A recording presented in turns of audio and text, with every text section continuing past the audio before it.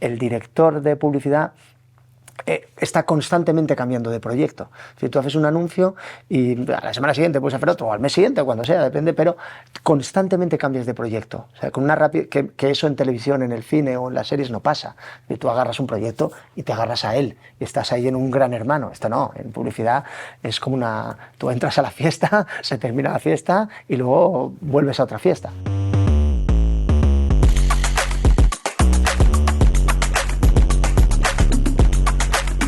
Pues mira, por ahí por los 90, Alejandro Amenábar estrenó una película que se llama Tesis, que no sé si vosotros que sois más jóvenes, pero Tesis, Alejandro Amenábar tenía 25 años cuando la estrenó, y aquello fue un bombazo tremendo, y en España los directores eran gente de 50, 60 años, no estábamos acostumbrados a eso, ¿no? Entonces se creó un estilo que era jóvenes realizadores, que a día de hoy es un estilo es una palabra que todos usamos mucho, pero eso fue la primera vez.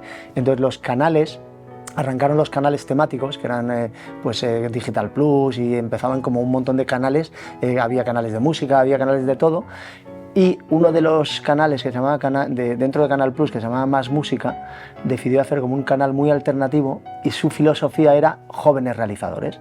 Entonces hicieron un llamamiento a todas las escuelas de cine de Madrid, mandaron un fax a todas las escuelas y dijeron: traernos alumnos jóvenes que no tengan experiencia, porque queremos probar cómo es trabajar con jóvenes realizadores. Y yo, con 23 años, fui a la entrevista, me cogieron, empecé a trabajar y ahí empezó mi carrera. Entonces yo me salté toda la parte de empezar de auxiliar ayudante, porque entré directamente como realizador y como director, por aquello de que había que probar jóvenes realizadores. Así empecé yo. Pues la etapa de realizador, los realizadores, digamos que la diferencia entre el realizador y el realizador es mucho más técnico.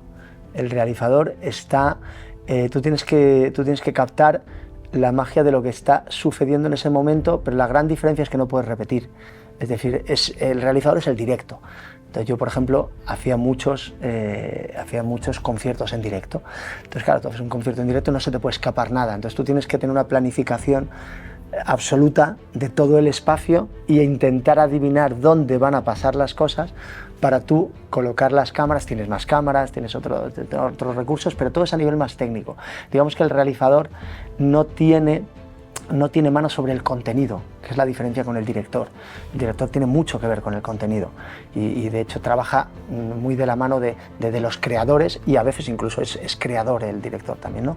El realizador no, el realizador es mucho más técnico, se encarga de la técnica y bueno, yo aprendí mucho de técnicamente, y también aprendí mucho como edición, porque el realizador también, por lo menos en aquella época, los realizadores también tenían que editar sus propias piezas. Entonces, bueno, pues me enseñaron a manejar el Avid, empecé a editar, y también toda esa narrativa, el tempo, creo que es muy importante para un director, y eso como realizador lo aprendes mucho, ¿no? Entonces, de toda esa época yo lo que recuerdo es toda esta parte técnica de ángulos, de cámaras, digamos que es un mundo mucho más técnico, y el mundo de la narración, el tempo de la edición, ¿no? Y luego está lo de pinchar cámaras, que también mola un montón, ¿no? Es otra parte que es tener 4, 5 o 6 cámaras o 12 cámaras y ir diciendo cámara 1, cámara 2, cámara 3, que es una concentración absoluta de estar ahí concentrado como en un tablero de ajedrez, ¿no? Y bueno, eso es lo que recuerdo, es una época muy bonita y digamos que es un perfil mucho más técnico. A ver, productor ejecutivo, para mí, el paso de realizador a productor ejecutivo fue todo un proceso natural, porque yo empecé de realizador en Canal Plus, muy jovencito, con 23 años, de ahí salté a realizador en Disney Channel. En aquel momento había muchos canales que se estaban formando, ¿no? Era un momento donde todo estaba en ebullición, ¿no? Y entonces de ahí pasé a ser realizador en Disney Channel, y en Disney Channel ellos trabajaban con Globomedia para hacer toda la parte de los directos. Había un programa directo todos los días de 3 horas, y toda esa parte de producción la hacían con Globomedia, y lo tenían todo externalizado, y se les ocurrió, dijeron, bueno, ¿y por qué no lo hacemos desde el propio canal? Producimos nosotros el contenido de la plataforma, y me lo propusieron a mí. Entonces me hicieron productor ejecutivo para hacerme cargo de todo ese contenido que el canal hacía, que lo produjéramos nosotros, ¿no? Desde dentro. Entonces me hicieron productor ejecutivo y yo a la vez asumía el puesto de productor ejecutivo y de director junto con un amigo mío, con Marcos Borregón, que es un amigo que yo conocía, otro director. Le dije, mira, tenemos este proyecto y juntos asumimos los dos puestos, director y productor ejecutivo. Y entonces, bueno, para mí fue un proceso natural, y como productor ejecutivo, lo que yo más, por contarte un poco, lo que más recuerdo de esa época de la producción ejecutiva y la diferencia con la dirección, es que como director eres un lobo solitario. Yo básicamente como director, luego ya me centré completamente en la dirección. Entonces la época de producción ejecutiva, que además también como era otra era, donde todo era presencial, donde tú ibas todos los días a la oficina, contactabas con la gente, formabas un equipo, entonces todo era trabajo en equipo. Entonces tú como productor ejecutivo estás como controlando todo un poquito desde arriba, y vas formando a la gente y vas preocupándote de todo, y estás en el todo y acompañado y arropado en todo momento, ¿no? Llévala al límite. Está perfecto. Vamos a ir por ahí, ¿vale? Yo no tenía ni idea que los directores hacían publicidad. O sea, yo nunca me había parado a pensar que un anuncio de la tele, ahí había un director detrás. Algo que no me había parado a pensar. Digamos que yo había estudiado cine, y para mí un director era una persona que hacía películas principalmente, y luego pues anda coño, pues mira, también hace videoclips, hace directos, tiene que ver con ser realizador de televisión. Eso lo fui descubriendo, pero nunca me había planteado. Luego ya poco a poco, claro, cuando ya te metes, empiezas a estudiar más los grandes directores, y entonces vas viendo sus trabajos y vas viendo, te dices, coño, también hacen anuncios, y hacen anuncios de la hostia. Entonces empiezas incluso a estudiar los anuncios. Y una productora, Elena Carvajal, una jefa de producción que trabajaba con nosotros en Disney, ella me dijo, tú tienes que ser director de publicidad. Y me lo decía porque me veía muy inquieto de que todo el rato estaba dando el coñazo en Disney porque quería rodar. Era como todo el rato era de, y si esto, no, pues si rodamos no sé qué, y si hacemos no sé qué, y si hacemos no sé qué. Y me decía, es que la televisión no te va a dar esto. Tú necesitas estar todo el rato rodando, tienes que ser director de publicidad. Entonces empecé a planteármelo, dejé la producción ejecutiva y me lancé, no conocía absolutamente a nadie, me lancé al mercado y empecé a trabajar en publicidad. Entonces efectivamente entendí lo que decía Elena en aquel momento, y es que el director de publicidad está constantemente cambiando de proyecto. Si tú haces un anuncio y a la semana siguiente puedes hacer otro, o al mes siguiente, cuando sea, depende, pero constantemente cambias de proyecto. O sea, con una rapidez que eso en televisión, en el cine o en las series no pasa.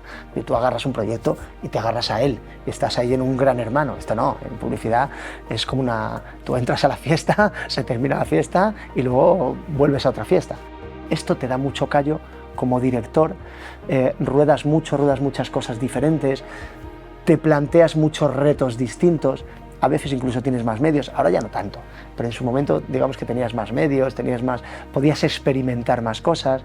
Entonces siempre ha sido muy atractivo la publicidad, y de hecho los grandes directores vienen de la publicidad, casi todos han pasado por la publicidad, y si no han pasado por la publicidad van a pasar por la publicidad, pero generalmente casi todos han pasado por la publicidad, los modernos.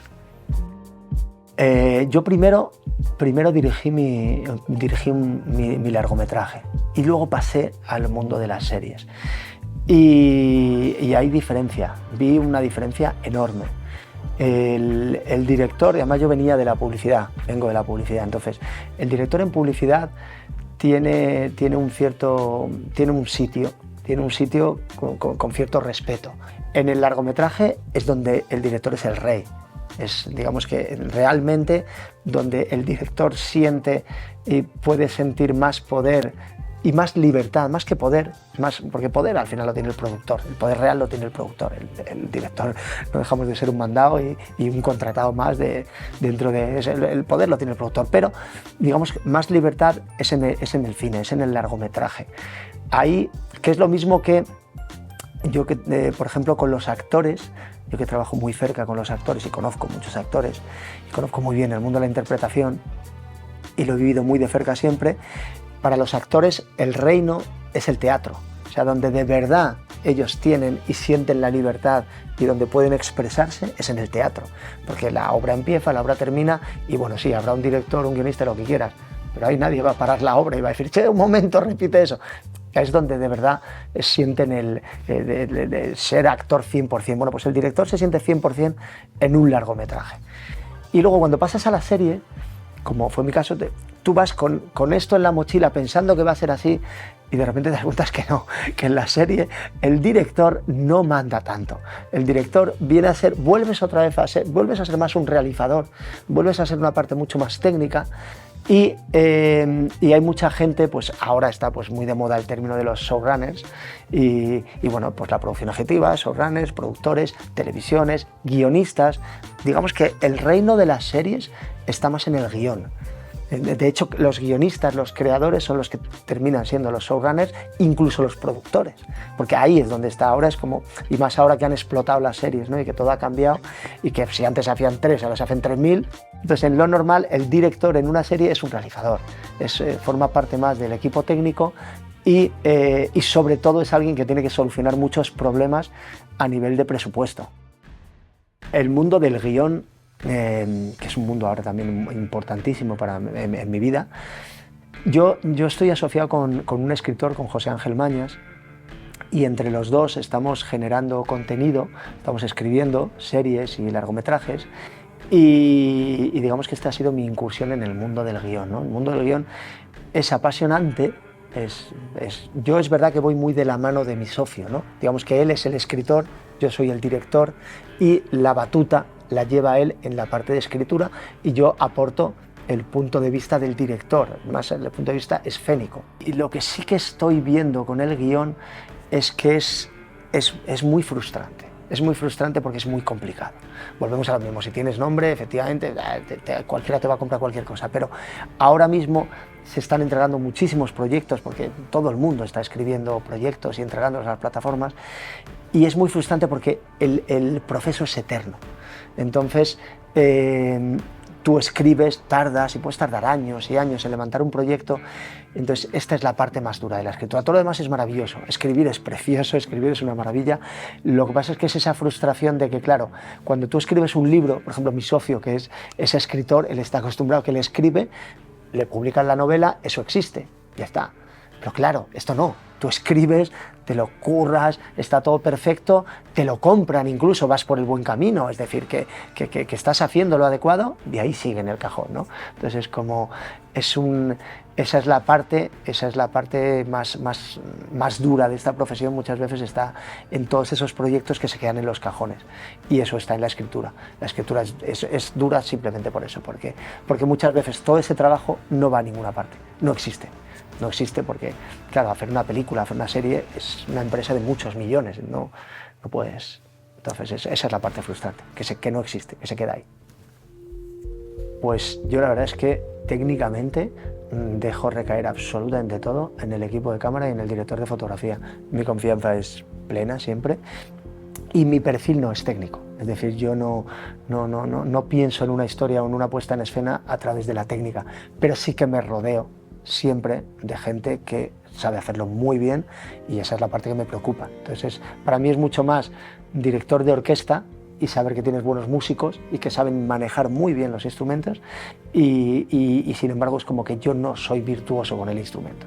Entonces yo lo dejo en manos del director de fotografía, el ayudante de cámara, el operador y yo les digo lo que necesito, les cuento lo que necesito y a partir de ahí ellos me plantean, oye, pues vamos a ir con estas lentes, vamos a ir con tal, vamos a ir, yo creo que la mejor cámara es esta y todo. Y digamos que yo ahí me dejo por completo en manos del equipo de cámara y del director de fotografía. Estamos en un momento en el que estoy intentando girarme más hacia la ficción. A mí me gustaría instalarme ahora más en la ficción e ir haciendo publi cada vez menos. Ese es mi deseo. Y no sé qué va a pasar. No sé qué va a pasar porque es verdad que llevo 20 años haciendo publi y hay gente que lleva 20 años haciendo... Yo me salí de la televisión para hacer publi. Si a lo mejor me hubiera quedado en televisión, hubiera continuado por un camino haciendo series, pero decidí salirme haciendo publi. Ahora hay mucha gente que lleva mucho tiempo haciendo series y digamos que los mercados son un poco herméticos, es complicado y por mucha experiencia que tengas y por muy bien que lo hagas, pero los mercados siempre son herméticos. Entonces yo estoy intentando encontrar mi hueco en la ficción, estoy trabajando para que sea así y en publicidad simplemente yo lo dejo pasar, es decir, lo dejo, a mí me llaman y me conoce mucha gente en publicidad, llevo ya mucho tiempo y me conoce mucha gente. La gente sabe más o menos para el tipo de trabajos que me llaman y no tengo que hacer grandes esfuerzos para mantenerme en publicidad, pero no lo promociono. Digamos que la publicidad simplemente me llaman y yo encantado, porque para mí cada vez me es más fácil hacer publicidad, porque claro, llevo mucho tiempo y cada vez me resulta más sencillo, más fácil, y además ya no me genera estrés. Esto también es muy importante. Antes me generaba un estrés de la hostia cada proyecto y era como, ay Dios mío, que si el cliente, que si esto, todo eran problemas. Ahora sinceramente no estamos salvando el mundo. Sé que siempre va a haber un momento en el que va a haber una crisis, como, ay, va a parecer que se cae el mundo, y yo sé que no, que pena para mí. Además, sé cuándo va a pasar, sé cuál es la solución, es como ya al final un poco actúas como perro viejo, ¿no?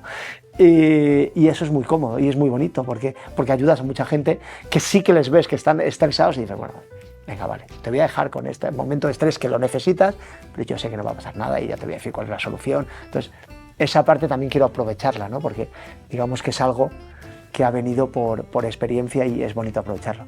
Pero el deseo es girarme hacia la ficción. Yo creo que la palabra, el término de lo que les hablaría a las nuevas generaciones es de inteligencia artificial. La inteligencia artificial, que ahora está en boca de todos y que estamos todos como locos de qué va a pasar, yo creo que las nuevas generaciones tienen que capitanear este barco. Es decir, todos los que quieran hacer cine, todos los que quieran dedicarse a esto, no podemos dejar pasar que la nueva era de la inteligencia artificial vayan a capitanear el barco otra gente que no sea gente que le gusta el cine. Entonces, la inteligencia artificial nunca nos va a sustituir, las máquinas no nos van a sustituir, van a ser herramientas, nunca van a ser capaces de pensar, ni van a tener gusto.